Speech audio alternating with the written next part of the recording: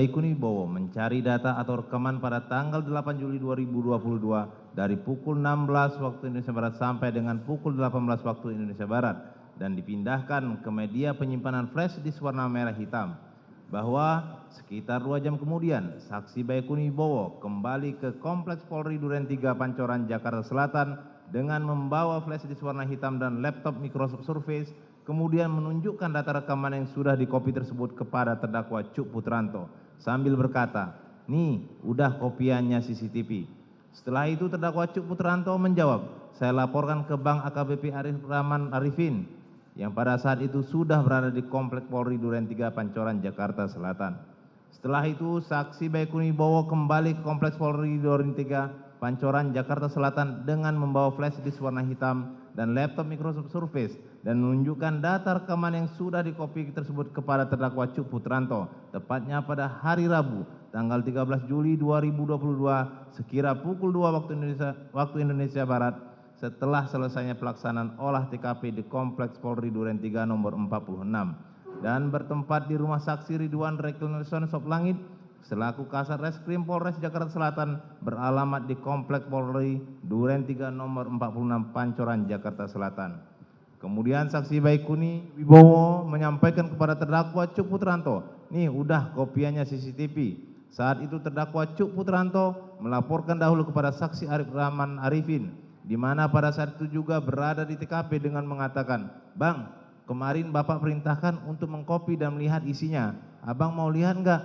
Kemudian terdakwa Cuk Putranto bersama saksi Arif Rahman Arifin, saksi Baikuni Wibowo, dan saksi Ridwan Rekilson Soplangit secara bersama-sama menonton rekaman CCTV hasil kopian atau unduhan oleh saksi Baikuni Wibowo dan diputar dengan menggunakan laptop milik saksi Baikuni Wibowo.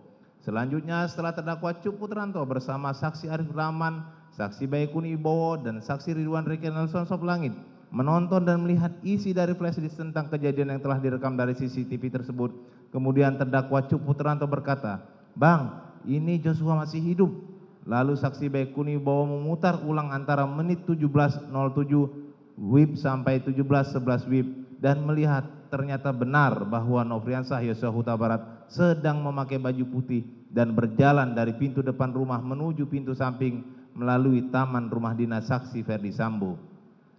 Melihat keadaan sebenarnya terkait keberadaan Nofriansah Yosua Huta Barat masih hidup, akhirnya perasaan saksi Arif Rahman Arifin sangat kaget karena tidak menyangka bahwa apa yang sudah saksi Arif Rahman Arifin dengar beberapa hari yang lalu, informasi tentang kronologis kejadian tembak-menembak yang disampaikan oleh Kapolres Jaksel Kombes Budi Herdi dan Karopenmas Divhumas Brigjen Ramadan ternyata tidak sama dengan apa yang saksi Arif Rahman Arifin lihat pada CCTV tersebut. Selanjutnya saksi Arif Rahman keluar dari rumah saksi Ridwan Rekilson Soplangit dan langsung menghubungi saksi Hendra Kurniawan dengan menggunakan WhatsApp call untuk meminta arahan dan petunjuk di mana saksi Hendra Kurniawan selaku senior atau atasannya langsung dan juga merupakan bagian tim khusus yang menangani peristiwa tembak-menembak di Komplek Perumahan Polri Duren 3 nomor 46 RT 5 RW 1 Kelurahan Duren 3 Kecamatan Pancoran, Kota Jakarta Selatan. Lalu saksi Arif Rahman Arifin melaporkan dengan sebenarnya fakta dari rekaman CCTV tersebut di mana keadaan sebenarnya masih terlihat Nofriansah Yosua Huta Barat sedang berjalan dari pintu samping garasi rumah menuju pintu samping melalui taman rumah setelah saksi Ferdi Sambo sampai di rumah dinasnya. Mendengar suara saksi Arif Rahman Arifin melalui telepon gemetar dan takut. Lalu saksi Hendra Kurniawan menenangkannya dan meminta agar pada kesempatan pertama ini saksi Arif Rahman Arifin dan saksi Hendra Kurniawan menghadap saksi Ferdi Sambo. Selanjutnya pada hari Rabu tanggal 13 Juli 2022 sekira pukul 20.00 waktu Indonesia Barat, saksi Arif Rahman Arifin diajak oleh saksi Hendra Kurniawan menghadap ke ruangan kerja saksi Ferdi Sambo di Mabes Polri. Kemudian saksi Ferdi Sambo menanyakan maksud dari kedatangan saksi Hendra Kurniawan dan saksi Arif Rahman Arifin dan dijawab oleh saksi Hendra Kurniawan hendak melaporkan apa yang sebenarnya yang dilihat oleh saksi Arif Rahman Arifin dari rekaman CCTV sebagaimana yang dilaporkan kepada saksi Hendra Kurniawan. di saat mereka menonton bersama pada waktu dini hari sekira pukul 02.00 waktu Indonesia Barat tanggal 13 Juli 2022, di mana ditemukan perbedaan keterangan antara saksi Ferdi Sambo yang mengatakan terkait peristiwa penembakan terhadap Nofriansah Yosua Huta Barat pada saat saksi Ferdi Sambo datang ke rumah dinas Duren 3 telah terjadi tembak-menembak antara Nofriansah Yosua Huta Barat dengan Richard Eliezer Pudihang Lumiu. Namun berdasarkan rekaman CCTV Pos Security Komplek Perumahan Polri Duren 3 yang telah ditonton oleh terdakwa Cuk Putranto bersama saksi Arif Rahman Arifin, saksi Baikuni Wibowo, saksi Ridwan Rekinalson Soblangit, terlihat dalam rekaman video CCTV tersebut bahwa pada saat saksi Ferdi Sambo datang ke rumah dinas milik saksi Ferdi Sambo di Duren 3 nomor 46, terlihat bahwa Nofriansah Yosua Huta Barat masih hidup dan berjalan di taman rumah tersebut. Perbedaan tersebut dijelaskan 2 kali oleh saksi Hendra Kurniawan. Namun saksi Ferdi Sambo tidak percaya dan mengatakan, "Masa sih?" Kemudian saksi Hendra Kurniawan meminta kepada saksi Arif Rahman Arifin untuk menjelaskan kembali apa isi rekaman CCTV tersebut terkait dengan keberadaan Nofriansah Yosua Huta Barat masih hidup pada saat saksi Ferdi Sambo datang ke TKP. Kemudian saksi Ferdi Sambo mengatakan bahwa itu keliru. Namun pada saat itu saksi Arif Rahman Arifin mendengar nada bicara saksi Ferdi Sambo sudah mulai meninggi atau emosi dan menyampaikan kepada saksi Hendra Kurniawan dan saksi Arif Rahman Arifin, "Masa kamu tidak percaya sama saya?"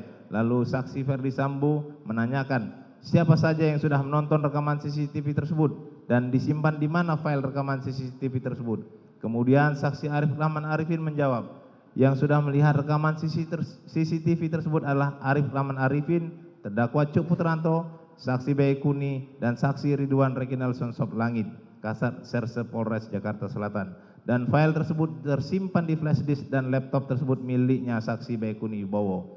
Kemudian saksi Ferdi Sambo mengatakan, "Berarti kalau ada bocor dari kalian berempat." Saksi Ferdi Sambo menjelaskan dengan wajah tegang dan marah. Kemudian saksi Ferdi Sambo meminta saksi Arif Rahman Arifin untuk menghapus dan memusnahkan file tersebut dengan kalimat, "Kamu musnahkan dan hapus semuanya."